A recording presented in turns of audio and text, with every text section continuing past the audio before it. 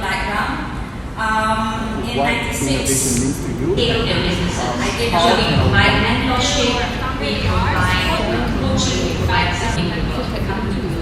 Okay. So Dzuleira, can you tell us a bit more on what innovation means to you, and how can our young leaders fully leverage on YLA for their social enterprise? Innovation is a lot of things, right? Innovation is basically improving how you do things today, right, to make it better for tomorrow. So and right now there's just so many ways to innovate. So technology is one way for you to innovate.